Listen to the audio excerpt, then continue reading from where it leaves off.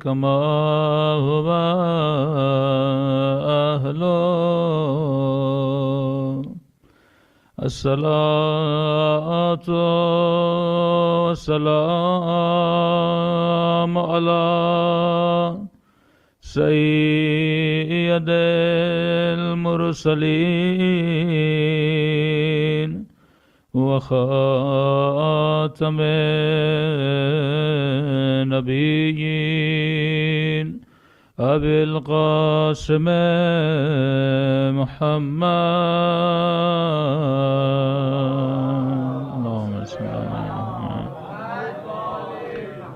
وعلى آله الطيبين الطاهرين معصومین. سب مل کے اپنے مولا کے ظہور کی دعا. اللہم کل ولیک حجت ابن الحسن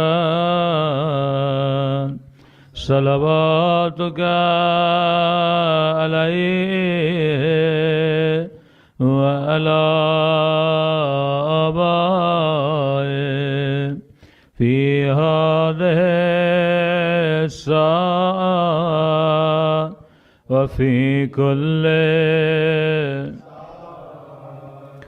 وليا وحافظا وقائدا وناصرا ودليلا وعينا حتى تسكنه أرضك طوعا وتمتعه فيها طويلا برحمتك يا ارحم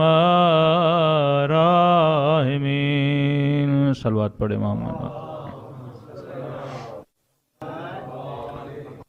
بسم اللہ الرحمن الرحیم. رب اشرح لی صدری ویسر لی امری واحلل عقدۃ من لسانی یفقہوا قولی.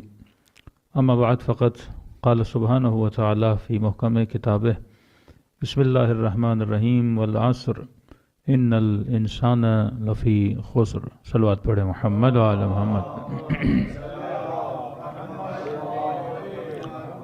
دعا ہے پروردگار عالم ہم سب کی عبادتوں کو اپنی بارگاہ میں قبول فرمائے اور جس مقصد کی وجہ سے اس فرش پہ تشریف لائے خدا ان مقاصد میں ہم سب کو کامیابیاں کامرانیاں نصیب فرما دے.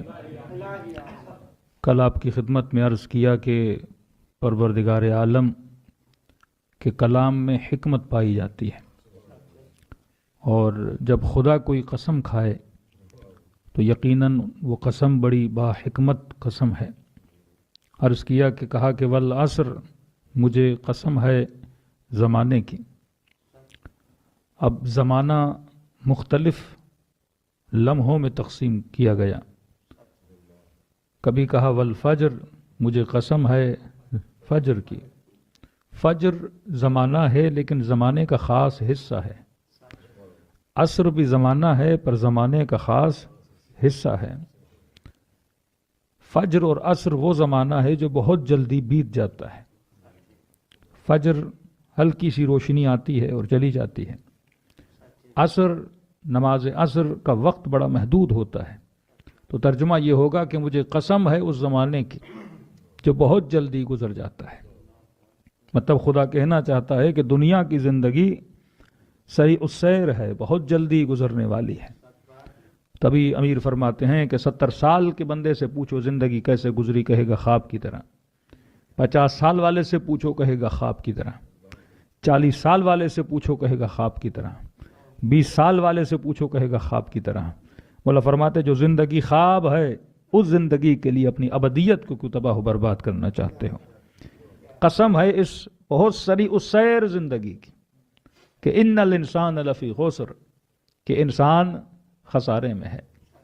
تفصیل آگے بیان کی کہ خسارے میں وہ نہیں جو ایمان لائے، اور صرف یہ نہیں کہ ایمان لائے اور رک جائے، عمل بھی کرے، اور صرف یہ نہیں کہ عمل کرے اور رک جائے خوارج کی طرح، حق کا ساتھ بھی دے، اور صرف یہ نہیں کہ حق کا ساتھ دینے کے بعد پھر واویلا کرے کہ میں مومن میرے ساتھ ایسا کیوں، میں علی والا میرے ساتھ ایسا کیوں، ہم مسلمان ہمارے ساتھ ایسا کیوں۔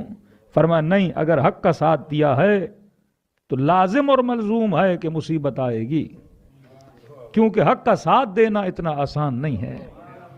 جب حق کا ساتھ دو گے تو دنیا تمہارے مقابلے میں کھڑی ہو جائے گی۔ یہ آسان نہیں یزید کو یزید کہنا، اس کے سامنے کھڑے رہنا، اس میں حسینی جذبے کی ضرورت ہے۔ یہ آسان نہیں کہ امیر شام کے سامنے بندہ کھڑا ہو جائے، اس کے لیے علوی ہمت چاہیے۔ یہ آسان نہیں کہ فدق کے لیے دربار میں چلی جائیں اور خلیفے کے سامنے کھڑے ہو کر اپنے حق کے لیے آواز کو بلند کریں، اس میں فاطمی ہمت کی ضرورت ہوتی ہے۔ ارے کل کا یزید تو کل کا تھا، آج کتنا مشکل ہے کسی ظالم کے کھڑے ہو کر سامنے اور بولنا کہ تو غلط کر رہا ہے۔ تو جب آج کے یزید کسی کو آواز اٹھانے نہیں دیتے تو تصور کریں کل کا یزید کتنا خطرناک تھا۔ یہ فلسفہ رکا نہیں ہے، تا قیامت چلتا رہے گا۔ ہر زمانے میں حق بھی ہے، ہر زمانے میں باطل بھی ہے۔ سوال یہ ہے کہ میں کہاں کھڑا ہوں۔ اگر میں حق کی طرف جاؤں گا تو لازمہ حق یہ ہے کہ اب آخر الزمان کی حدیث میں آتا ہے کہ آخری زمانے میں ایمان بچانا ایسے ہے کہ ہاتھ پہ آگ کے انگارے کو رکھنا۔ یہ مثال کیوں دی؟ کیونکہ جب آگ کا انگارہ رکھو گے تو ہاتھ جلے گا، اور جب ہاتھ جلے گا تو صبر کرنا پڑے گا۔ یہ نہیں کہ انگارے کو پھینک دو اور اس جلن کی وجہ سے حق کے میدان کو چھوڑ کے چلے جاؤ۔ تو کچھ ایسے تھے جو سر کٹا بھی بیٹھے، آنکھیں نکلوا بھی بیٹھے، اربن اربا کا نعرہ بھی لگایا، اور ان کو پھر کامیابی بھی ملی، کیونکہ یہ راستہ حق کا راستہ ہے۔ اور اس راستے میں جب صبر بھی کیا جائے تو عجب صبر کیا آل رسول نے کہ جب اس نے تانا دے کر کہا کہ رب نے تجھے رسوا کیا ہے تو زینب نے کہا میرے رب کی برائی نہ کر، ما رأیت الا جمیلا، میں نے اس سے حسن کے علاوہ آج تک کچھ دیکھا ہی نہیں ہے۔ ہاں؟ تو انسان یہ سمجھے کہ واقعاً حق کے راستے پہ چلنا اتنا آسان نہیں ہے۔ اور پھر کہا کہ انسان کی قیمت کا پتہ بھی تب چلتا ہے جب انسان کے ارادوں کو پرکھا جاتا ہے۔ دنیا میں ہر چیز کو تولنے کے لیے ایک ترازو ہے کہ مثلاً یہ سونا کتنے گرام کا ہے، ایک ترازو ہے۔ سونا اصلی ہے یا نقلی ہے، اس کے لیے ایک آلہ ہوتا ہے جس سے دیکھا جاتا ہے کہ اصلی ہے یا نقلی ہے۔ اب ہمیں کیسے پتا چلے کہ ہم اصلی ہیں یا نقلی ہیں؟ مجھے کیسے پتا چلے کہ میری قیمت کیا ہے؟ آج تو جس بھی گلی کوچے میں گزر جاؤ اور کسی بھی مسلمان سے سوال کرو، دیکھیے ہر مسلمان جب سورہ حمد پڑھتا ہے تو ایک دعا کرتا ہے، اور وہ دعا یہ ہے کہ اہدنا الصراط المستقیم، اے خدا مجھے سیدھے راستے پہ چلا۔ اب آپ کسی بھی مسلمان کو پکڑیے، جارڈن سے لیجئے، سیریا میں آئیے، سعودی عرب چلے جائیے، عراق چلے آئیے، کویت چلے آئیے، ملیشیا چلے جائیے، کسی بھی مسلمان کو پکڑ کے صرف اتنا پوچھئے کہ جناب آپ صراط مستقیم پر ہیں کہ نہیں، ہر کوئی کہے گا الحمدللہ ہم ہی تو ہیں جو صراط مستقیم پر ہیں۔ اب سارے کے سارے یہی بولیں کہ ہم ہی تو ہیں جو صراط مستقیم پر ہیں، تو ہمیں کیسے پتا چلے کہ واقعاً وہ صراط مستقیم پر ہے کہ نہیں ہے؟ تبھی خدا نے نقلی اور اصلی کے فرق کو بیان کرنے کے لیے صراط الذین انعمت علیہم بتایا، غیر المغضوب کی نشانی بتائی، ولا الضالین کی نشانی بتائی کہ دیکھ لینا اگر ان جیسے ہو یا ان کے پیچھے چل رہے ہو تو تم ہدایت کے راستے پر ہو۔ اسی طرح ہمیں کیسے پتا چلے کہ واقعاً کہ ہم حقیقت میں حق کے راستے پر ہیں کہ نہیں ہیں؟ قیمت بشر، انسان کی ویلیو کیا ہے؟ تو یہاں نہج البلاغہ میں مولا فرماتے ہیں بڑا آسان ہے انسانوں کی قیمتوں کو دیکھنا، انسانوں کی ویلیو کو دیکھنا۔ یہ مت دیکھنا کہ نعرہ کیا لگا رہا ہے، یہ مت دیکھنا کہ ورد کون سا کر رہا ہے، یہ مت دیکھنا کہ ذکر کون سا کر رہا ہے، یہ مت دیکھنا کتنی بڑی ہستی کے ساتھ بیٹھا ہوا ہے، بس یہ دیکھ لینا کہ زندگی میں اس کے اندر یہ چیز تھی کہ نہیں۔ مولا وہ کیا ہے؟ آواز آئی قیمت امرئ ہمتہ، انسان کی قیمتوں کا پتہ انسان کے ارادوں سے لگایا جاتا ہے، انسانوں کی ہمتوں سے لگایا جاتا ہے۔ جس نے پوری زندگی جس کام کے لیے ہمت باندھی، ہمت کا مطلب یہ کہ آپ اپنا سب کچھ اس چیز کے پیچھے لگا لو. فرمایا قیمت و امرئن ہمت ہو. اس نے انگلش میں بولوں تو اس نے زندگی میں جو گول بنایا تھا وہ گول اس کی قیمت طے کرے گا. جیسا گول ویسی قیمت. انگلش میں کہتے ہیں پوری پلاننگ ہوتی ہے گول سیٹنگ. کامیاب لوگ وہ ہوتے ہیں جو زندگی میں گولز بناتے ہیں. دیکھیے فٹ بال کا گیم، لفظ گول بڑا سنا سنا لگتا ہے. کرکٹ میں تو بول، یہاں گول. اب گول تبھی ہوتا ہے جب اس میں بول جائے. بول ڈالتا کون ہے؟ کھلاڑی ڈالتا ہے. تو اکثر کہا کرتے تھے کہ 10-11 پاگل ایک بال کے پیچھے جناب پاگل نہیں ہیں، یہ گول کے پیچھے ہیں، بال کے پیچھے نہیں ہیں. پسینہ بہاتے ہیں، پاؤں ٹوٹ جاتے ہیں، گھٹنے میں فریکچر آ جاتا ہے، لیکن جناب بال کو چھوڑنے کے لیے تیار نہیں ہوتا. کیوں؟ کیونکہ اس نے زندگی کا گول یہ بنایا ہے. جب بال لگے گا تو اس کو گولڈ میڈل ملے گا.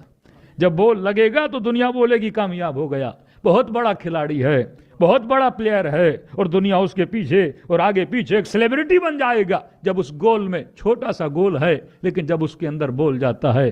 اسی طرح جنت میں جانے کے لیے اللہ نے کچھ گول بنائے ہیں. جب تک وہ گول پورا نہیں ہوتا تجھے جنت کا ایوارڈ نہیں ملتا. جب تک وہ گول پورا نہیں ہوتا تب تک تو حبیب نہیں بن سکتا، تب تک تو محسن تمار نہیں بن سکتا. تو مولا فرماتے ہیں بندے کا زندگی میں گول دیکھ، اس کے گول سے اس کی قیمت کا پتہ لگایا جا سکتا ہے. ابن سعد تیرا گول کیا تھا؟ کر رہے کہ حکومت مل جائے. اب اس کے لیے مجھے حسین کے لاشے پہ گھوڑا بھی دوڑانا پڑے، اگر اس کے لیے مجھے قتل بھی کرنا پڑے. ابن ملجم تیرا گول کیا ہے؟ کہ کتا ماں سے شادی ہو جائے، یہ دنیا کی حسینہ مجھ سے راضی ہو جائے. اب اس کے لیے علی کے سر پہ تلوار بھی لگانا پڑے تو میں لگانے کے لیے تیار ہوں. اب آج مومن سوچے کہ میں نے زندگی کا گول بنایا، اور کیا بنا؟ گول کا مطلب یہ ہے جس کے لیے سب کچھ لٹا دو، جس کے لیے سب کچھ قربان کرو. جوانی اس پہ لگ جائے، وقت اس پہ لگ جائے، پیسہ اس پہ لگ جائے. جس طرح بعض لوگوں کو عشق مجاز ہوتا ہے، خودکشیوں تک پہنچ جاتے ہیں، کیونکہ گول یہ ہے کہ یہ چیز ملے، اور نہیں ملی تو انسان کس میں چلا گیا؟ ڈپریشن میں چلا گیا، انزائٹی میں چلا گیا کہ یہ مجھے ملا کیوں نہیں. کیونکہ زندگی میں گول کسی فنا کو بنایا تھا. اگر بقا کو بناتا تو تیری قیمت بقا ہوتی، فنا کو بنایا ہے تو تیری قیمت بھی فنا ہے. اسی لیے فرمایا اپنے عقل سے سوچ کہ تم نے زندگی کا گول کیا بنایا ہے. جتنا گول بڑا ہوگا اتنی قیمت بڑی ہوگی. اب حبیب سے پوچھو، حبیب تیری زندگی کا گول کیا ہے؟ تیری زندگی کا ہدف کیا ہے؟ حبیب تو زندگی میں کیا کرنا چاہتا ہے؟ حبیب تیری قیمت کیا لگی؟ ابن سعد کی قیمت رے کی حکومت، شمر کی قیمت سونا و سکہ و درہم. لیکن حبیب یہ بتا تیری قیمت کیا لگی؟ آباد آئی کہ میری قیمت بس اتنی ہے کہ حسین کے چہرے پہ مسکراہٹ آ جائے. ہر کسی کی قیمت ہے. انبیاء کی بھی قیمت لگی، اولیاء کی بھی قیمت لگی. آؤ شب ہجرت علی کی قیمت کیا لگی؟ لفظ اشترا ہے، من اشترا، جس نے خریدا یا بیچا. کس کو علی نے بیچا؟ اللہ کی دربار میں خود کو پیش کر دیا. اور آؤ دیکھو حسین اپنی قیمت خود بتا رہے ہیں. ساری قربانیاں دینے کے بعد نگاہ کو جب آسماں کی طرف اٹھایا، فرمایا ردن برضا و تسلیما لامرہ. اے خدا بس حسین یہ چاہتا ہے کہ تو حسین سے راضی ہو جا. اور کتنے پیار سے رب نے جواب دیا، یا ایھۃ النفس المطمئنہ، اے نفس مطمئن، ارجعی الی ربک راضیۃ مرضیہ. واپس آ جا اپنے رب کی طرف، تیرا رب تجھ سے راضی ہوا، تو اپنے رب سے راضی ہو جا. یہی قیمت ایک عاشق و معشوق کی قیمت ہے. فرمایا انسانوں کی ہمتوں سے پتہ لگتا ہے انسانوں کی قیمت کیا ہے. صلوات پڑھے محمد و آل محمد.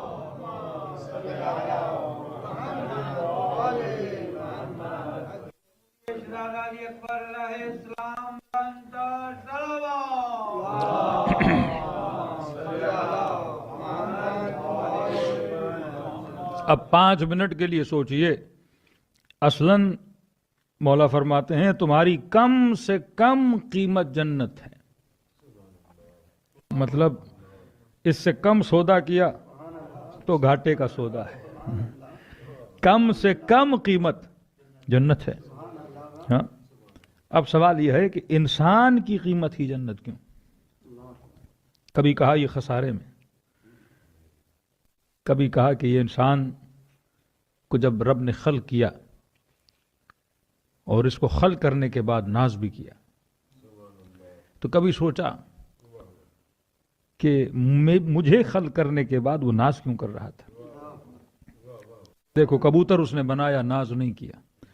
ستارے بنائے، چٹانیں بنائیں، پہاڑ بنائے، چرند بنائے، پرند بنائے، قندیل شمس و قمر بنایا، لیکن ناز نہیں کیا.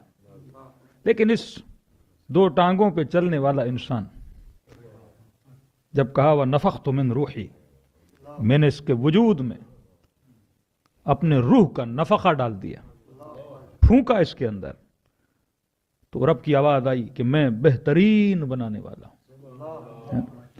تو انسان کو سوچنا تو چاہیے کہ ایسی کون سی چیز میرے اندر ہے جس پہ خدا ناز کر رہا ہے. اب اس کو سمجھ گئے تو پھر آپ کو پتا لگے گا کہ میں نے اپنی قیمت بڑھانی کیسے ہے، اور میری قیمت اور میرا وجود اتنا ویلیبل کیسے ہو جاتا ہے. پہلے اس چیز کو سمجھیں. جب اس چیز کو سمجھ گئے تو پوری شریعت آپ کی سمجھ میں آ جائے گی. پھر امیر المومنین کا صبر بھی سمجھ میں آئے گا، پھر سیدہ کا شکر بھی سمجھ میں آئے گا، پھر حسنین کی جوانی بھی سمجھ میں آ جائے گی. ہر چیز کھل کے سامنے آ جائے گی. اور پوری بشریت نے آج گول کیا بنایا ہوا ہے. پھر وہ حدیث کا دجال آئے گا، کانا ہوگا، ایک آنکھ والا ہوگا.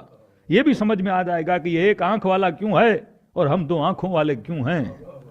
اصلاً دو آنکھ کا مطلب کیا ہے اور ایک آنکھ کا مطلب کیا ہے. جب انسان یہ سمجھ لے، اب سوال یہ ہے کہ میرے اندر ایسا کیا تھا کہ جس کو بنانے کے بعد رب یہ کہے کہ میں بہترین بنانے والا ہوں.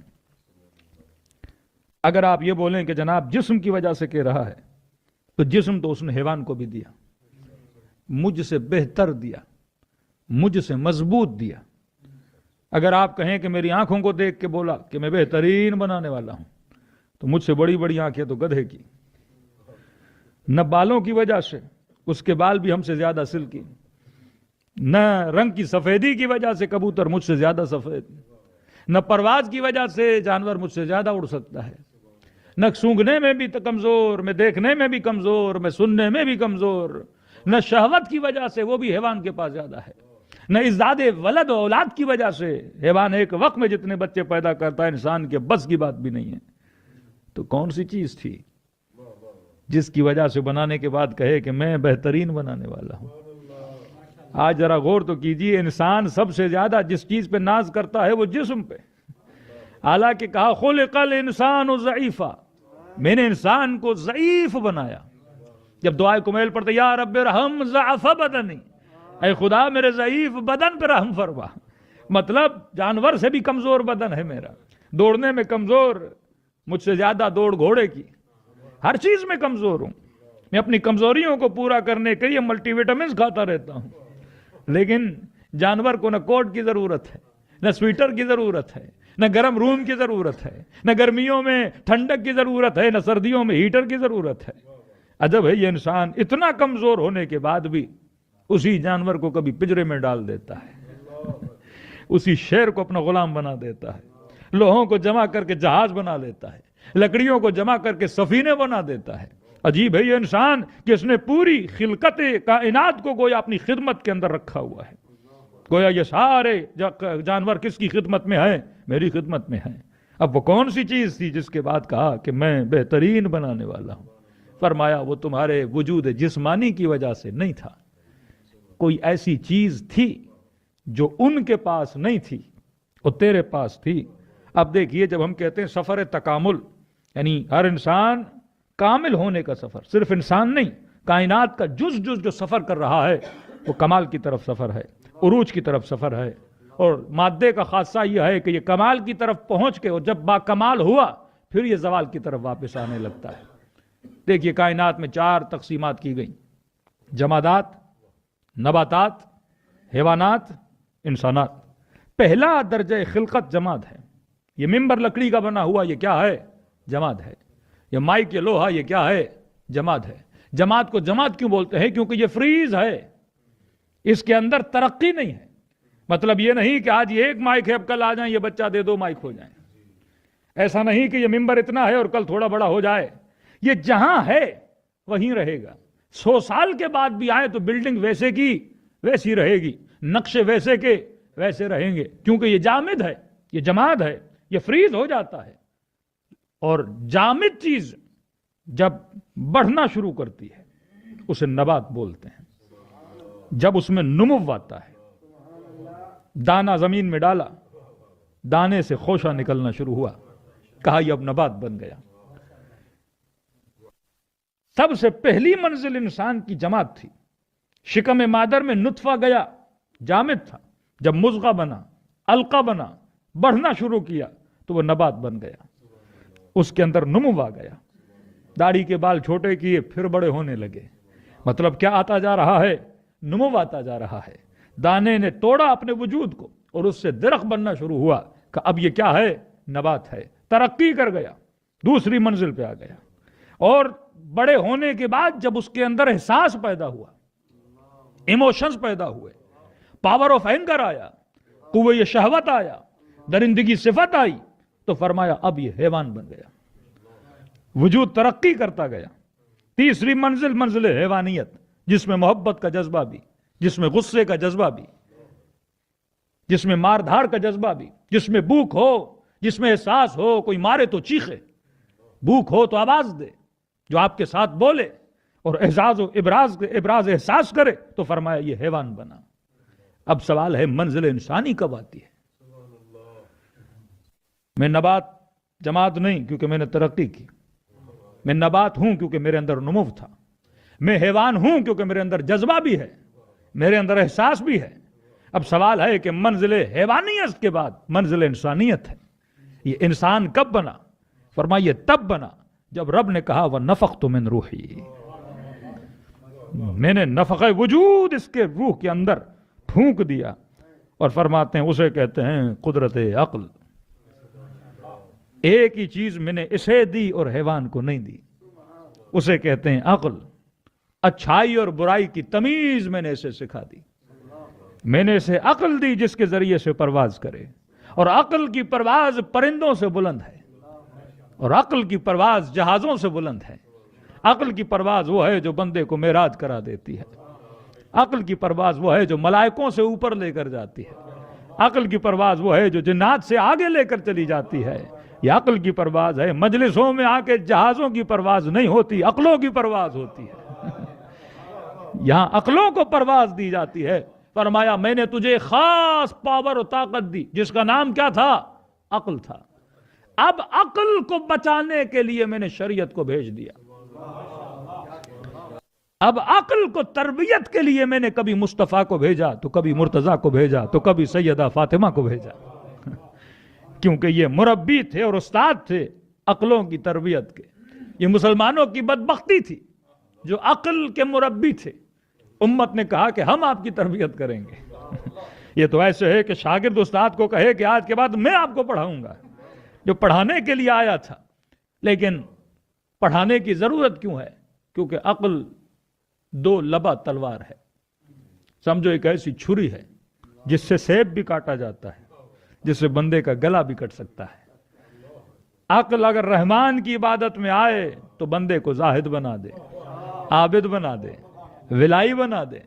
لیکن یہی عقل اگر شیطان کی خدمت میں آ جائے تو مکر پہ اتر آئے. امیر المومنین نے کہا کہ اگر مکر کرنا ہوتا تو علی کا مقابلہ وہ نہ کر سکتا، لیکن علی کو اللہ نے عقل دی ہے، اور عقل کا فیصلہ العقل ما عبد به الرحمن، عقل کے ذریعے سے رحمان کی عبادت کی جاتی ہے، شیطان کی عبادت نہیں کی جاتی. اب خدا نے صاحبان عقل کو پکارا قرآن میں کیسے؟ کہا وَاعْتَبِرُوا یا اُولِي الْأَلْبَابِ. عقل مند بندہ عبرت لیتا ہے. کل میں نے عرض کی کہ ہر واقعہ حجت بنتا ہے. اگر کوئی برادر اہل سنت آئے اور یہ سنے کہ جناب سیدہ دربار میں گئیں تو اس کے لیے کیا بن رہی ہے؟ حجت بن رہی ہے. وہ عبرت لے کیوں گئیں، یہ کیوں انسان کو حر بناتا ہے، یہ کیوں انسان کو مسلمان بناتا ہے، یہ کیوں انسان کو اللہ کی بندگی میں لاتا ہے. لمحے گزرے پر پتہ نہ ہو کہاں گزار رہا ہوں، زندگی گزرے پر پتہ نہ ہو کہ یہاں کیوں جا رہا ہوں، فلاں سے دوستی کیوں کر رہا ہوں. یہ کیوں میں ہر چیز کا جواب ملا جاتا ہے. فرمایا ہر واقعہ انسان کے لیے کیا بنتا جا رہا ہے؟ حجت بنتا جا رہا ہے. شہادت ہو، ولادت ہو، انسان سوچے گا تو اس کے لیے کیا بنے گا؟ حجت بنے گا. کربلا کا واقعہ حجت ہے، یہ سوچے ایسا کیوں ہوا. جتنے بھی تاریخ کے واقعات ہیں. اب کہا کہ عبرت لو.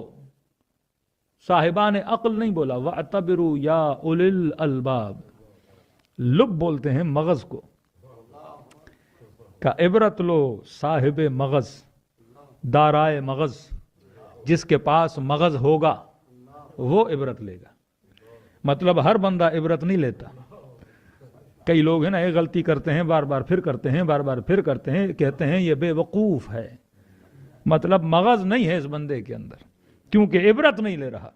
اور آسان سی مثال دوں، اخروٹ کا چھلکا اور اس کے اندر مغز۔ آپ دکان کے پاس گئے، کہ دکاندار صاحب ہمیں 1 کلو اخروٹ دو۔ اس نے آپ کو اخروٹ دیے، آپ گھر لے کر آئے، اخروٹ کو توڑا تو اندر خالی، دوسرا توڑا تو وہ بھی جلا ہوا خراب خالی، تیسرا توڑا تو وہ بھی خالی، چوتھا توڑا تو وہ بھی خالی۔ آپ نے سارے اخروٹ ڈالے شاپر میں، دکاندار کے پاس گئے کہ جناب 1 کلو اخروٹ کے پیسے دیے تھے، چھلکے کے نہیں دیے تھے۔ یہ نہیں کہ آپ نے 1 کلو دے دیا، بھائی اخروٹ لیے اسی لیے ہیں کہ کام کس کا تھا؟ اصل مقصد تھا مغز نکالنا۔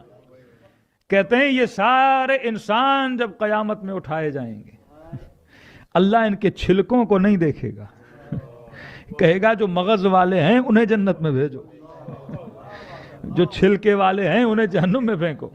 مطلب زندگی کائنات کی صرف جسم کا نام نہیں ہے کہ کھایا پیا اور سوئے اور مر گئے۔ مولا علی فرماتے ہیں دنیا میں آنا، آ کر جینا اور جی کے چلے جانا یہ کمال بشر نہیں ہے، کیونکہ دنیا میں تو ایک مچھر بھی آ کے زندگی گزار کے جاتا ہے، دنیا میں تو ایک کوکروچ بھی آ کے زندگی گزار کے جاتا ہے، دنیا میں ایک بلی اور کتا بھی آ کے زندگی گزار کے جاتا ہے۔ کہ دنیا میں آنا، آ کے چلے جانا یہ کمال نہیں ہے، کمال یہ ہے دنیا میں آؤ اور آ کے ایسے زندگی گزارو جو زندگی با مغز تھی اور علی جیسی زندگی گزار کے جاؤ۔ ہاں، زندگی با ہمت۔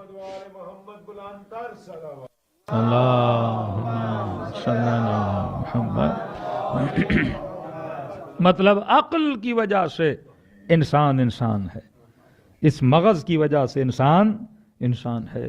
جب انسان عقل کا استفادہ نہ کرے، ابھی آپ نے سنا ایک واقعہ غالباً گریس میں ہوا، کشتی میں ڈوب کے لوگ مر گئے۔ اب مر گئے ان کے لیے کیا کہیں، لیکن اگر صاحب عقل ہوتے کبھی بھی اپنی جان کو خطرے میں نہ ڈالتے۔ اب یہ خطرے میں کیوں ڈالتا ہے؟ کیونکہ سب سے زیادہ جو چیز اس مغز پہ اثر کرتی ہے، جس کو آپ کے مغز اور عقل نے ہینڈل کرنا ہے، جس کی تربیت دینے اہل بیت علیہ الصلوۃ والسلام آئے، اگر یہ چیز آپ سمجھ گئے، یہیں سے آپ کی قیمت بنتی ہے۔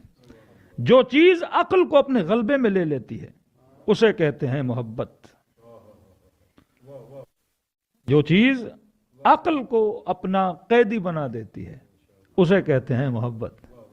ہونا یہ چاہیے کہ محبتیں عقل کے انڈر ہونی چاہیے، لیکن عقل اگر خادم محبت بن گئی تو انسان قاتل علی بن جاتا ہے۔ عقل اگر خادم محبت بن گئی تو انسان دشمن حسین بن جاتا ہے۔ عقل اگر خادم محبت بن گئی تو وہ انسان سیدہ کے در کو آگ لگا دیتا ہے، کیونکہ محبت خطرناک ترین جذبہ ہے، ایک ایسا جذبہ جو انسان کے پورے وجود کو اپنی لپیٹ میں لے لیتا ہے۔ تبھی قرآن نے کہا کہ انما المال والبنون، یہ اولاد یہ مال فتنہ بن جاتا ہے۔ فتنہ کب بن جاتا ہے؟ جب ان کی محبت عقل پہ غالب آ جائے۔ دیکھیے ایک مسلمان کا گلا کاٹتا ہے کیونکہ تاریخ میں کسی شخصیت کی محبت اس کے عقل پہ غالب آ گئی، اب کینہ پرور بنا، مبغض بنا، فسادی بنا، آگ لگانا شروع کر دی، کیونکہ محبت بڑی خطرناک چیز ہے۔ محبت ایک ایسا قاتل ہے جو کبھی خود کو بھی لقمہ اجل بنا دیتی ہے، کبھی اگلے کو بھی مار دیتی ہے۔ اردو میں محاورہ ہے نا، کہتے ہیں محبت میں جنگ جو ہے جائز ہے، کیونکہ محبت ایک ایسا نشہ ہے جو شراب سے بھی بدتر ہے۔ محبت ایک ایسا نشہ ہے جو کبھی اترتا نہیں ہے، انسان کو جب تک تباہ نہ کر دے اسے چھوڑتا نہیں ہے۔ اب عقل کے انڈر ہو تو عقل بتائے گی کہ محبت عاقلانہ ہونی چاہیے، محبت شہوت کے ذیل میں نہیں ہونی چاہیے، محبت دنیا کے لیے نہیں ہونی چاہیے۔ دنیا میں رہو پر دنیا تیرے اندر نہ رہے۔ عقل مندی یہ ہے کہ میں کبھی بھی اس دنیا میں آ کے پھسلوں نہیں، ایسا نہ ہو کہ یہ دنیا مجھے اپنا غلام بنا دے۔ اب محبت اگر نہ ہو، کیونکہ محبت لازم و ملزوم ہے، دیکھو اگر آپ کو محبت بچوں کی نہیں ہوگی، بچوں کے لیے کمانے نہیں جاؤ گے، محبت بیوی کے لیے نہیں ہوگی، اس کے لیے نفقہ نہیں لاؤ گے۔ محبت اگر نہ ہو تو انسان کے اندر موشن نہیں۔ محبت سب سے بڑا موٹو ہے انسان کی حرکت کے لیے، یہ انسان کو یہاں سے وہاں لے جاتا ہے۔ ایک بندہ پاکستان سے نکلا، لیبی پہنچا، محبت نہ ہوتی تو لیبی نہ جاتا، اور محبت اتنی شدید کہ پتا تھا مر بھی سکتا ہوں لیکن چڑھ گیا رسک لے کے، شاید پہنچ بھی جاؤں۔ محبت ہے نا۔ ایک آسٹریلیا کا مومن اب اچھا خاصا کما بھی رہا ہے، تھرو ملیشیا آسٹریلیا پہنچے۔ ہم نے کہا کہ یہ بتائیے اب $2 ملین کوئی دے، جس راستے سے آئے تھے، یعنی کہ پیسے کی محبت میں آئے تھے نا، 2 ملین ابھی کوئی اور دے، جس راستے سے آئے تھے کیا واپس اسی راستے سے آؤ گے؟ کہ 10 ملین بھی دے نہیں آؤں گا۔ ہاں؟ اب محبت کیا ہو چکی ہے؟ زائل ہو چکی ہے، زندگی کی ویلیو کا پتہ چلا کہ عجیب جنون تھا کہ لوگ اپنی بیویوں بچوں کے ساتھ، کہا نظروں کے سامنے مولانا ہم نے 200-250 لوگوں کو اس سمندر میں ڈوبتے ہوئے دیکھا، کہ ایک مومنہ اور مومن، ان کا کوئی 6-7 سال کا بچہ، کہا وہ اتنا اس سمندر میں، اب پتہ ہے آپ کو تلاتوں میں سمندر، بچہ تو نہیں برداشت کر پا رہا تھا، حالانکہ جیکٹ بھی پہنی ہوئی تھی، لیکن دہشت اس بچے میں اتنی آئی، وہ اتنا رویا کہ ہم ڈوب بھی رہے تھے لیکن بچے کو خوش کرنے کی کوشش کر رہے تھے، شاید یہ چپ ہو جائے، لیکن وہ رو کے چپ ہوا اور سانسیں ٹوٹیں، اور جب بچے کی سانسیں ٹوٹیں تو کہا ماں کی ہمت بھی گئی، وہ بھی ڈوب گئی، اور جب ماں چلی گئی تو باپ نے بھی چھوڑ دیا کہ مجھے زندہ رہنے کا کوئی فائدہ نہیں ہے۔ ایک فیملی مکمل ختم ہو گئی، کس چیز میں؟ غلبہ محبت کی وجہ سے۔ یہ نہیں کہ جہاں رہتے تھے وہاں بھوکے مر رہے تھے، یہ محبت کبھی عقل پہ اتنی غالب آ جاتی ہے، انسان کو صحیح غلط کی تمیز کا پتہ نہیں لگتا۔ فرمایا محبت اگر عاقلانہ ہو تو انسان کو حر بنا دیتی ہے، محبت اگر عاقلانہ ہو تو انسان کو معراج کرا دیتی ہے۔ محبت ایک عجیب جذبہ ہے جو انسان کو راتوں میں سالوں کا سفر طے کرا دیتی ہے، لیکن محبت، میں نے کہا یہ چھری کی طرح ہے سارے احساسات، اس کو استعمال کیسے کرنا ہے یہ کون بتائے گا؟ عقل بشر بتائے گی۔ محبت اگر غلام عقل بن جائے، اب سوال یہ ہے کہ عاقلانہ محبت کسے بولتے ہیں، میں کس کا عاشق بنوں؟ تو فرمایا اس کی جو بیسک ٹریننگ ہے وہ خدا نے تیری فطرت کے اندر رکھی ہے کہ تم نے کس کا عاشق بننا ہے۔ فطرتاً ہر بندہ عاشق کمال ہے، پرفیکشن کا عاشق ہے، حسن کا عاشق ہے، کمال کا عاشق ہے۔ تو فرمایا محبت اس سے کرنا جو با کمال ہو۔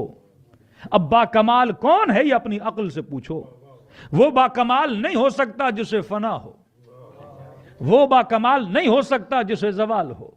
اگر حسن کے عاشق بنے تو حسن بھی ایک دن جھریوں میں بدل جائے گا، اگر جسم کے عاشق بنے تو یہ ایک دن مردار بن جائے گا، اگر مادے مٹیریل کے عاشق بنے کہ آج جوان کہے کہ مجھے iPhone 15 چاہیے، 1 سال کے بعد ڈھونڈتا پھرے گا کوئی یہ لے تو میں 16 لے لوں۔ آج کہے گا گاڑی کا نیا ماڈل آیا ہے یہ چاہیے، اگلے سال پھر اور نیا آئے گا، یہ اسے چھوڑ کے اور آگے کی طرف بڑھے گا۔ بڑے شوق سے لوگ شادیاں کرتے ہیں، 2 سال کے بعد پھر دوسری کے پیچھے چل پڑتے ہیں۔ نہ انسان کا کوئی کمال نہیں ہے جس پہ انسان ٹک جائے۔ عاشق کمال، کمال کا مطلب یہ اسے کبھی زوال نہ آئے۔ تبھی آغا نراکی کا ہمیشہ جملہ پڑھتا ہوں، فرماتے دنیا کی ہر لذت کی انتہا نجاست ہے، پانی پیو انتہا نجاست، کھانا کھاؤ انتہا نجاست، لذت نکالو انتہا نجاست۔ فرمایا اب اپنی عقل سے پوچھ، کیونکہ عقل تجھے بتائے گی کمال کیا ہے۔ عقل نے کہا ایسی لذتوں کے عاشق کیوں بنو جس کی انتہا نجاست ہے، ایسی لذت کے عاشق بنو جس کی ابتدا بھی نور ہو اور انتہا بھی نور ہو۔ تو اب محبت جتنی با کمال، بندہ اتنا با کمال، محبت جتنی اعلی، قیمت اتنی بلند۔ اب سوال ہے کہ کس سے محبت کروں؟ علی سے کروں یا علی کے مقابل میں آنے والوں سے کروں؟ ہاں، دونوں کو ترازو میں رکھو۔ تاریخ اسلام میں بڑی بڑی خواتین ہیں، ہاں، سب کو ترازو میں رکھو کہ کس کی محبت عاقلانہ محبت ہے۔ ان کی محبت عاقلانہ ہے جن کی عاقبت کا پتہ نہ ہو، یا ان کی محبت عاقلانہ ہے جن کے لیے کہیں کہ یہ جنت کے جوانوں کے سردار ہیں۔ ان کی محبت عاقلانہ ہے جن کے غصے اور ہنسی کا پتہ ہی نہیں لگتا، یا ان کی محبت عاقلانہ ہے جس کے لیے رسول کہیں کہ جس پہ یہ غضبناک ہو خدا اس پہ غضبناک ہوتا ہے، جس سے یہ خوش ہو جائیں خدا اس سے خوش ہو جاتا ہے۔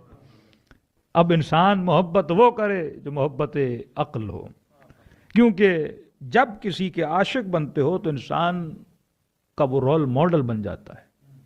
آج دیکھیے کائنات میں شیعوں کا رول ماڈل علی ابن ابی طالب، شیعوں کے لیے رول ماڈل حسین ابن علی، شیعہ خواتین کے لیے رول ماڈل سیدہ فاطمہ سلام اللہ علیہا، شیعوں کے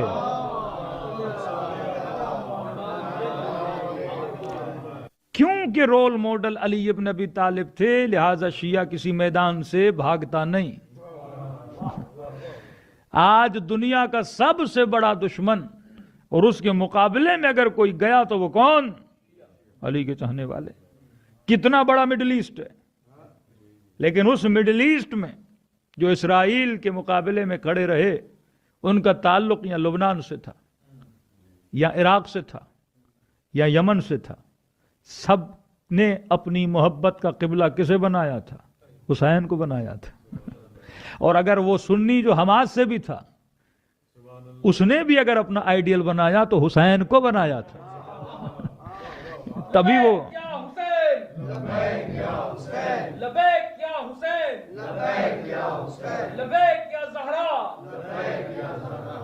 عجب ہے کہ جب اٹیک ہوتے تھے یہی عراق کے فوجی تھے، بعث کے چند گھنٹوں میں موصل کو چھوڑ کے بھاگ گئے۔ موصل فتح ہوا تھا ودن آورز، سیریا فتح ہوا ودن ڈیز، دنوں میں فتح ہو گیا۔ لیکن آپ ادھر لبنان دیکھیں، سیز فائر کا انہوں نے ڈیمانڈ کی، ابھی 26 کلومیٹر، کبھی سنتے ہیں 30 کلومیٹر اندر گھستے جا رہے ہیں، آتے جا رہے ہیں، اور یہ مجاہدین جو اسلام کا نعرہ، اللہ اکبر کا نعرہ، ہاں جو کمنٹس لکھ رہے تھے اب یہ فتح ہوا تو آگے اسرائیل فتح ہوگا، اور آج تقریریں کر رہے ہیں کہ بھائی اسرائیل سے ہمارا کوئی لینا دینا نہیں ہے، کیونکہ یہ بس کی بات نہیں ہے۔ یزید کے مقابلے میں وہی کھڑا ہو سکتا ہے جس کے اندر حسینی صفت ہو، ہاں؟ جو تابع ہوا و ہوس ہو وہ یزید کے مقابلے میں کھڑا نہیں ہو سکتا۔ آج یمنیوں کی بہادری آپ دیکھتے ہیں، یہ کس کی آئیڈیالوجی تھی؟ حسین ابن علی کی آئیڈیالوجی تھی، کیونکہ کہتے تھے جب یہ میدان میں اترتے ہیں ان کا جذبہ بڑا عجیب ہوتا ہے۔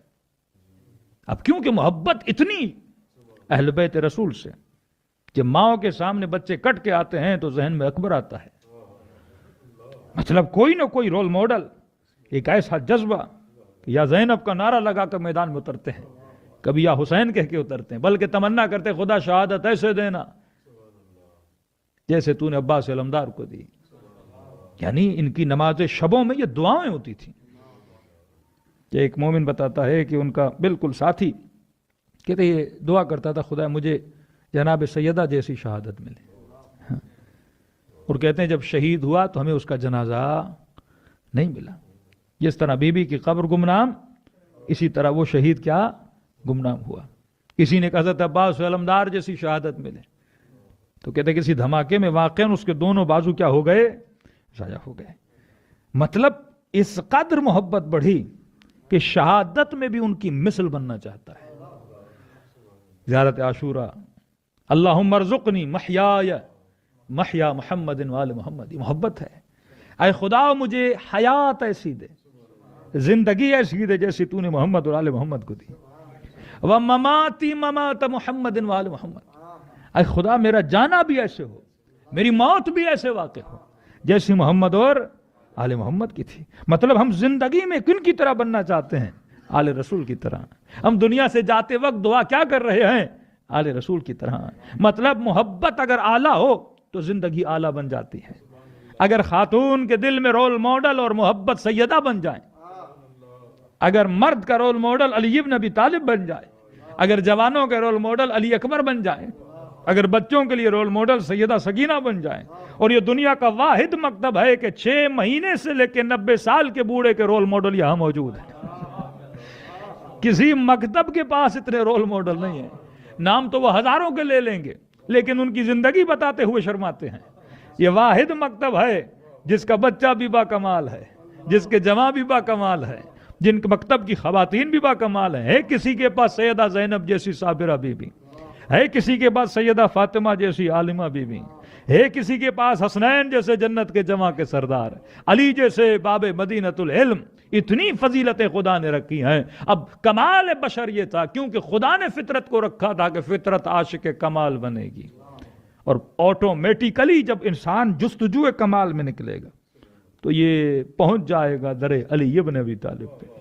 جار جرداق نے کتاب لکھی اور کتاب فضیلت امیر المؤمنین میں لکھی، اور لوگوں نے پوچھا جار جرداق تم نے علی کی فضیلت میں کتاب کیوں لکھی؟ عیسیٰ کی فضیلت میں لکھے کرسچن ہو، موسیٰ کی فضیلت میں لکھتے تمہارا نبی ہے، علی کی فضیلت میں کیوں لکھی؟ اس نے کہا میری زندگی کا مقصد یہ نہیں تھا کتاب لکھوں، زندگی کا مقصد یہ تھا کہ کائنات کے فضائل کو ایک جگہ پہ جمع کروں.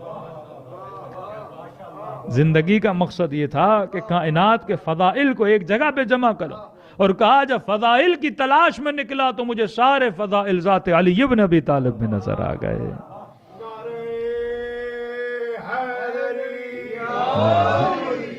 شجاعت، صبر، سخاوت، حجب و حیا و عفت، کوئی ان سی ایسی صفت ہے جو آل رسول میں نہ ہو. جو سلونی کا دعویٰ کریں، جن کے علم کا مقابلہ نہ ہو، اور کہیں کہ ولادت ہو تو اللہ کے گھر میں، شہادت ہو تو اللہ کے گھر میں. جس مہینے میں شہادت ہو وہ سارے مہینوں سے افضل، اور اس مہینے کی جس رات میں شہادت ہو وہ ساری راتوں سے افضل، اور اس رات کی جس عبادت میں شہادت ہو، نماز، وہ ساری نمازوں سے افضل. اور نماز میں بھی جس نماز میں شہادت ہو، صبح کی نماز، وہ پانچوں نمازوں میں افضل.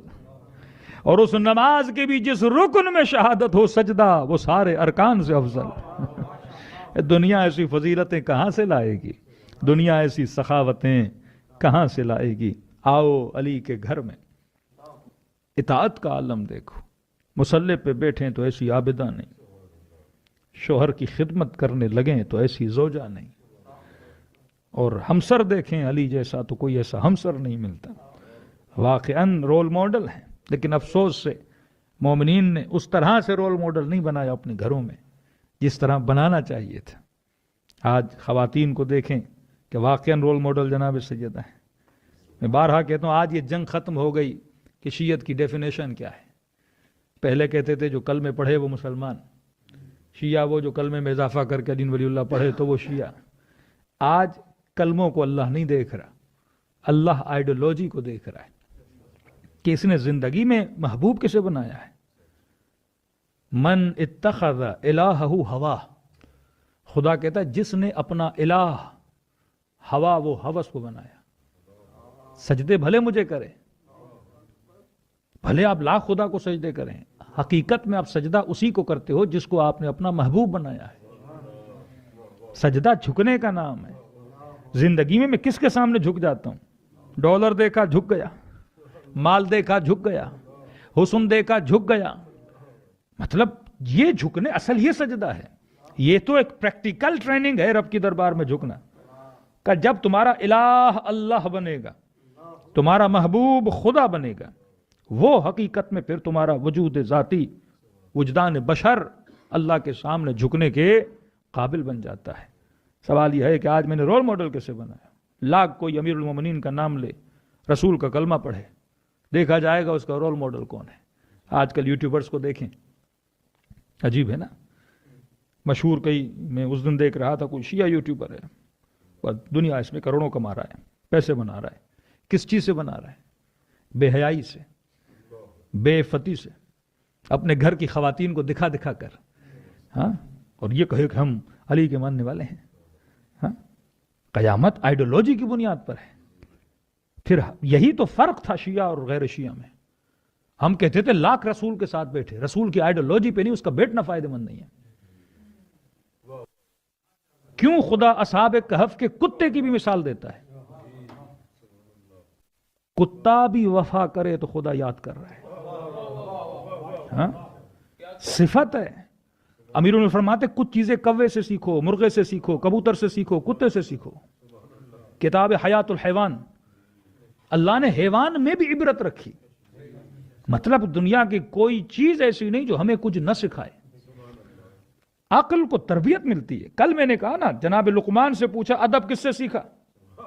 کہا بے ادبوں سے. ادب کس سے سیکھا؟ بے ادبوں سے. میں نے چڑیا سے کیا سیکھا؟ میں نے کبوتر سے کیا سیکھا؟ میں نے گدھے سے کیا سیکھا؟ محنت تو کرتا ہے گدھا، میں نے اس کی محنت تو لینی ہے. ایک ہوتا ہے ہارڈ ورک، ایک ہوتا ہے اسمارٹ ورک. گدھے کی محنت، گھوڑے کی محنت. اب یہ عقل بتائے گی میں نے گدھے والی کرنی ہے یا گھوڑے والی کرنی ہے. ہم کسی افریقن کنٹری میں گئے تو ہم نے کہا آپ ترقی کر گئے، یہ کیوں نہیں کر رہے ہیں؟ محنتی آپ سے زیادہ، پسینہ آپ سے زیادہ بہائیں، صبح سے شام تک ابھی ادھر دوڑ رہے ہیں کہ مولانا فرق یہ گدھے والی کرتے ہیں، ہم گھوڑے والی کرتے ہیں. تو انسان کو عقل ہونی چاہیے، اسمارٹ ورک کی طرف جائے. یہ کس کا کام ہے؟ دو حیوان اللہ نے آپ کے سامنے رکھے ہیں نا. ہر چیز میں کہ غیرت سیکھنی ہے تو کوے سے سیکھ. غیرت سیکھنی ہے کوے سے سیکھ. کام پہ جانا سیکھنا ہے تو کوے سے سیکھ. صبح سویرے جاتا ہے، شام جلدی واپس آتا ہے. ویسٹرن ممالک میں انگریز کوا بنے ہوئے ہیں اور ہم خواب خرگوش میں سوتے رہتے ہیں. پھر کہتے ہیں مسلمان ترقی کیوں نہیں؟ علی کہتے ہیں کوا بن، سویرے اٹھ، جلدی واپس آ، ٹائم سے جا، ٹائم سے آ. ہر چیز میں اللہ نے کیا رکھی ہے؟ عبرت رکھی ہے اور تجھے عقل دی ہے. پھر کیا فرمایا؟ فرمایا حیا کوے سے سیکھ، غیرت کوے سے سیکھ. یہ جب اپنی بیوی کے ساتھ ہوتا ہے تو لوگوں کو دعوتیں نہیں دیتا. پھر فرمایا کہ پیار کرنا کبوتر سے سیکھ، اور برا پیار کرنا دیکھ مرغے سے. اور وہیں پہ پھر مرغے کی تعریف کی. فرمایا غیرت کس سے سیکھ؟ مرغے سے سیکھ. کہ مولا کیسے؟ کہ مرغا اپنی مرغی کے سامنے کسی اور مرغے کو آنے نہیں دیتا. یہ فرامین اہل بیت ہے. فرمایا کوئی اور مرغا آ جائے لڑنا شروع ہو جاتا ہے. اور یہاں انگریزوں میں مرغے جتنی بھی غیرت نہیں ہے. قیامت کے دن خدا مرغا سامنے کھڑا کرے گا، تم سے زیادہ بہتر تھا یہ اپنی مرغی پہ غیرت تو کرتا تھا.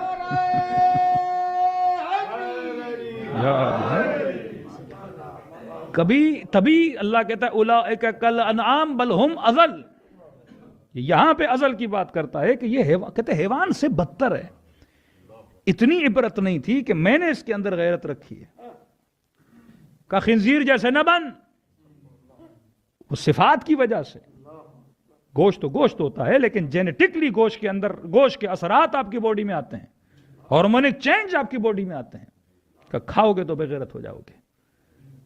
عقل اللہ نے بنائی کس کے لیے؟ عبرت کے لیے. یہ تربیت کون کریں گے؟ آل رسول کریں گے. کہ تم نے رول ماڈل کسے بنایا؟ آج جن لوگوں نے محبت دنیا کے لیے بے غیرت بن گئے، مال دنیا. یہ وہ دجالی آنکھ تھی کہ ایک آنکھ بند کر دی اور صرف کسے دیکھ رہے ہیں؟ پیسے کو دیکھ رہے ہیں. اب اس پیسے کے لیے حیا قربان کرنا پڑے، کر رہا ہے. اب اس پیسے کے لیے مولا حسین کو شہید کرنا پڑے، کر رہا ہے. فرق یہ تھا کہ وہ پیسے کے لیے بہت آگے نکل گئے اور آپ اس پیسے کے لیے اہل بیت کے فرامین کی کیا کر رہے ہو؟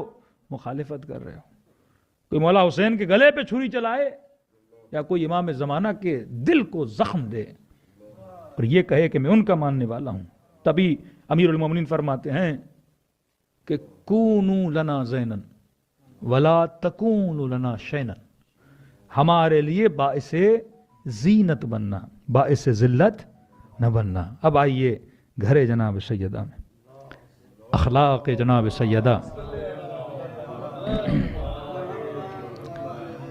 فرماتے ہیں کہ جناب سیدہ بیمار تھیں اور امیر المؤمنین سیدہ کے بستر کے سرہانے آئے اور فرمایا کہ نبی کی بیٹی، اتنے سال ہو گئے علی کے گھر میں لیکن آپ نے آج تک علی سے کچھ مانگا نہیں، تو میرا دل ہے کہ آج آپ علی سے کچھ مانگیں. تو سیدہ کہتی ہیں کہ علی جب رخصت ہو کے آ رہی تھی تو میرے بابا نے کہا تھا کہ بیوی کو یہ دیکھنا چاہیے کہ شوہر کے حالات کیسے ہیں. کبھی کوئی ایسا سوال نہ کرنا کہ علی پورا نہ کر سکے اور شوہر کو زوجہ کے سامنے شرمندگی ہو. مولا نے کہا کہ میرا بھی دل ہے کہ آپ کچھ مانگے. اصرار کیا امیر المؤمنین نے. تو جناب سیدہ نے بیمار تھیں، فرمایا کہ علی میرا دل ہے کہ میں انار کھاؤں. کہتے مولا فوراً گھر کے باہر نکلے، اپنے غلام قمبر کو لے کے بازار کی طرف روانہ ہوئے. تب پھل و فروٹوں کے بازار ہوتے تھے. پوچھتے پوچھتے ایک دکان، دوسرا دکان، تیسرا دکان، سب نے کہا کہ علی انار کا موسم تو ختم ہو چکا ہے، انار نہیں ہے. تو امام نے کہا کوئی تو ہوگا جس نے اسٹور کر کے اپنے پاس ذاتی استفادے کے لیے، یوز کے لیے رکھے ہوں. ہاں کا کوئی یہودی ہے، سنا ہے وہ رکھتا ہے. مولا اس کے در پہ چلے گئے، دستک دی. یہودی باہر نکلا، علی کو سلام کیا. امام نے کہا سنا ہے تمہارے پاس انار ہیں. علی انار تو ختم ہو گئے ہیں، بس گھر میں ایک ہی انار پڑا ہے اور مسئلہ یہ ہے کہ وہ انار میں نے اپنی زوجہ کے لیے رکھا ہے. مولا نے فرمایا اگر اس کی قیمت 2 درہم ہے تو علی 4 دے گا، کیونکہ آج مجھ سے اس نے مانگا ہے جس نے کبھی کچھ مانگا نہیں. کہتے ہیں در کے پیچھے اس کی زوجہ سن رہی تھی اور اس نے کہا کہ مرد اندر آؤ، دیکھو علی در پہ آئے ہیں.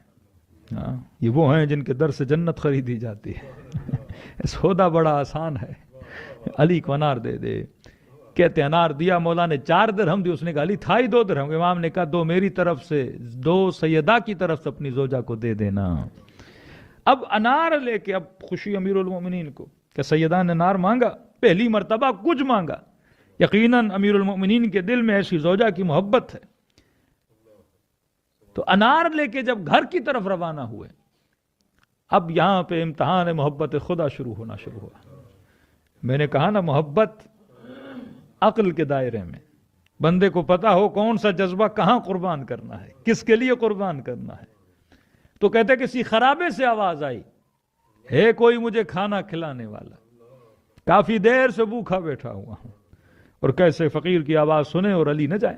کہتے خرابے کے اندر چلے گئے. ایک نابینا بندہ، مولا علی بیٹھ گئے. شاید یہ وہی ہے کہ مولا کی شہادت کے بعد دعا کی کہ خدایا جب وہ دوست نہ رہا تو میں زندہ رہ کے کیا کروں گا. مولا بیٹھے اس فقیر کے پاس. کیا بات ہے کہ کھانا نہیں کھایا؟ امام نے کہا قمبر اس کے لیے کھانا لاؤ. تو کہنے لگا دوست آج بڑا دل ہے کہ انار کھاؤں. ہاں نابینا تھا، اسے نہیں پتا کہ مولا کے ہاتھ میں انار ہے. نہ ہی مولا کو بتانے کی ضرورت ہے کہ میرے پاس انار ہے. مولا کہہ سکتے تھے کہ نابینا انار کا موسم ختم ہو چکا ہے، بازار میں انار نہیں ہے، لیکن یہ علی ابن ابی طالب ہے.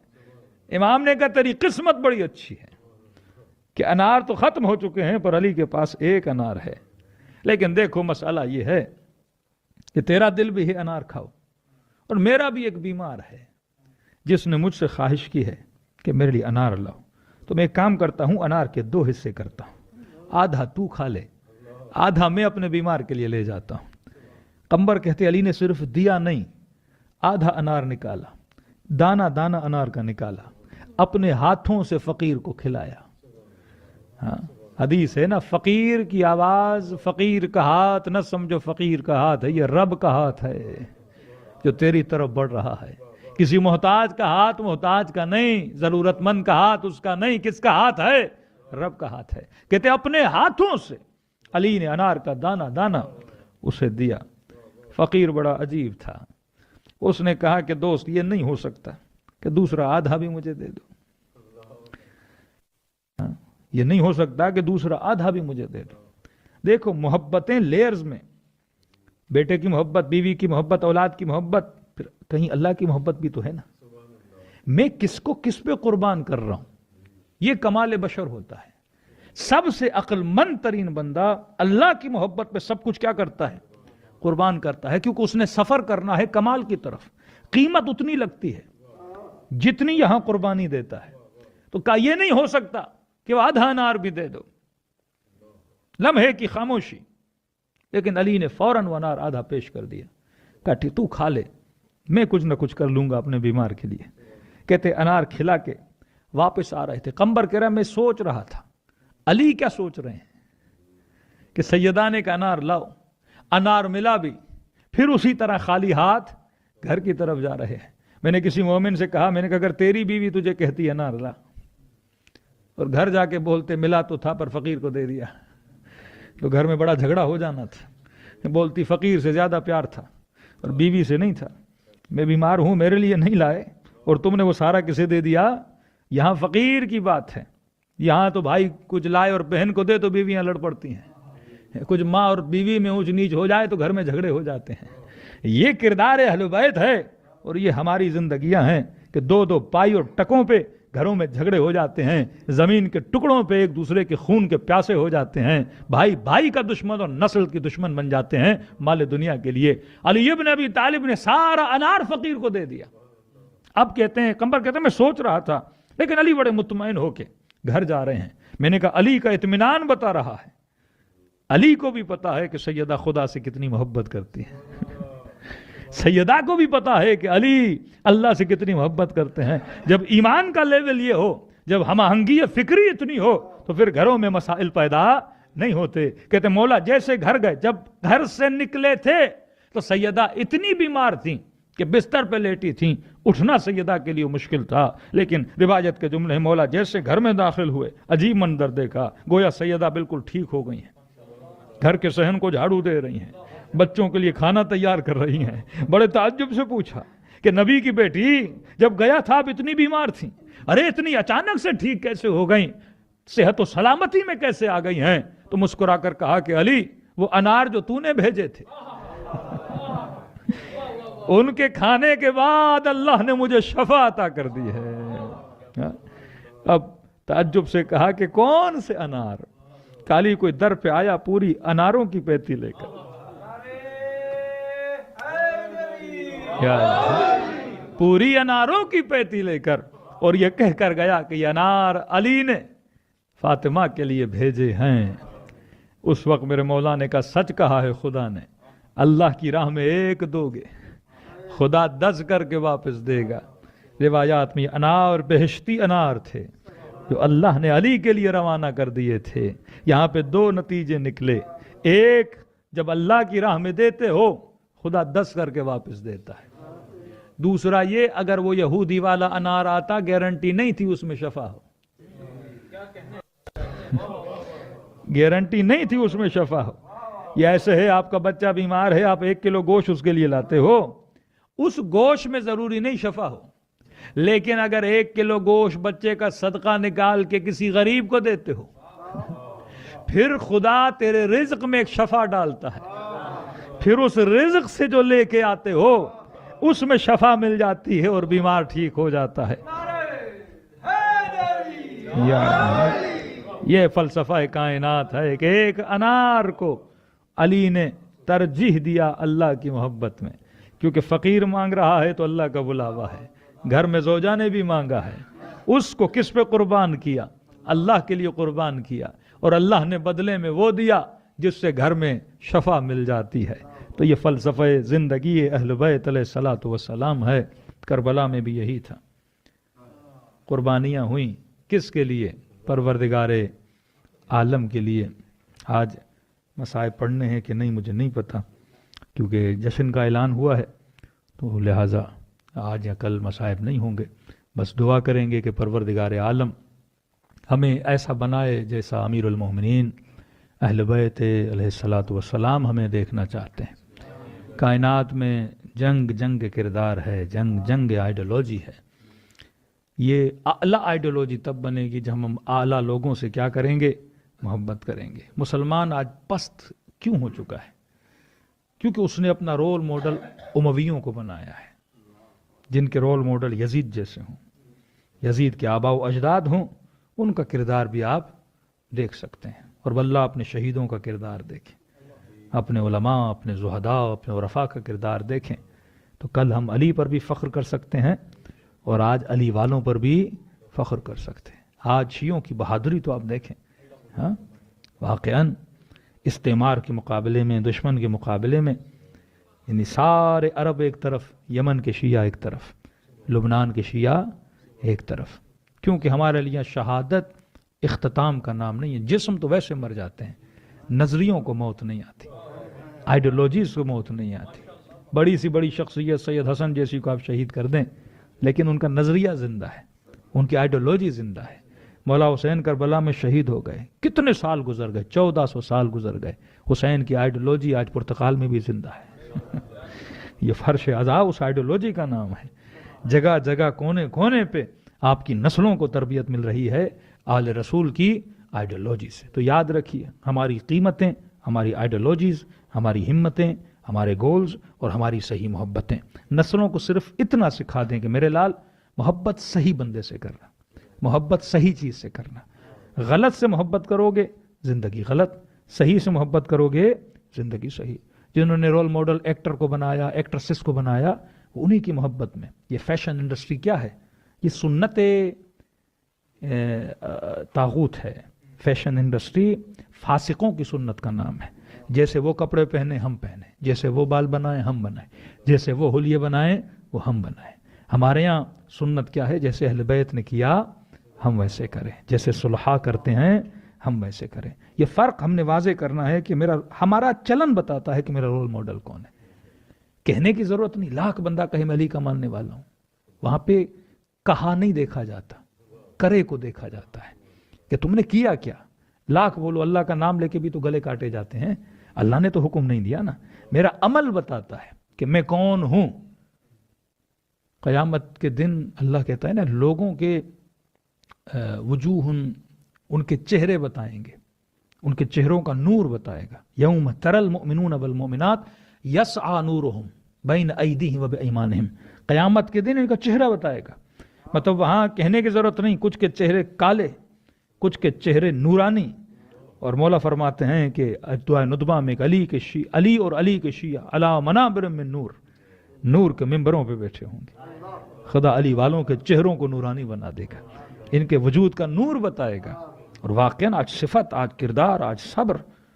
شیعہ قاتل نہیں، شیعہ ہمیشہ مظلوم رہا ہے، ہمیشہ ظالم قوتوں کے سامنے کھڑا رہا ہے اور اپنے بچے تک قربان کر دیے صرف ایک نظریے کے لیے کہ ہم کسی ظالم کے سامنے جھکیں گے نہیں، حق کو حق بولیں گے، سچ کو سچ بولیں گے. دعا ہے پروردگار عالم ہمیں ہمیشہ حق کا ساتھ دینے کی ہمت عطا فرمائے، ہمیں صبر کرنے کی توفیق عطا فرمائے، ہمیں سیرت محمد و آل محمد پہ چلنے کی توفیق نصیب فرمائے، ہماری نسلوں کو آل رسول کی سیرت پہ چلنے کی توفیق عطا فرمائے. ہمارے مولا آقا امام زمانہ کا ظہور فرمائے. ہم سب کو مولا کے آوان اور انصار خاص میں شریک فرمائے. ہمیں ایسا بنائے جیسے ہمارے مولا ہمیں دیکھنا چاہتے ہیں.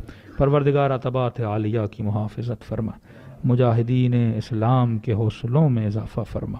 پروردگار دشمنان اسلام، دشمنان دین، دشمنان تشیع، دشمنان اہل بیت کو نیست و نابود فرما. پروردگار ہم سب کے گھروں پہ اپنی رحمت و برکت کو نازل فرما. ہر طرح کی نظر بد پریشانیوں سے ہم سب کو محفوظ فرما. پروردگارہ جو تنگ دست ہیں ان کی تنگ دستیوں کو دور فرما، جو قرض دار ہیں ان کے قرضوں کو ادا فرما، جو بیمار ہیں انہیں شفاء کاملہ عاجلہ نصیب فرما، جو تحصیل علم کے لیے آئے ہیں خدایا ان کو اپنے علوم میں کامیابیاں عطا فرما. ہمیں دنیا میں بھی برکتیں عطا فرما، ہمیں آخرت میں بھی برکتیں عطا فرما. قبر و قیامت میں شفاعت امام حسین نصیب فرما. جو زیارات کے متمنی انہیں طباعت عالیہ کی زیارات نصیب فرما. ربنا تقبل منا انک انت السمیع العلیم. صلوات پڑھے محمد و آلہ.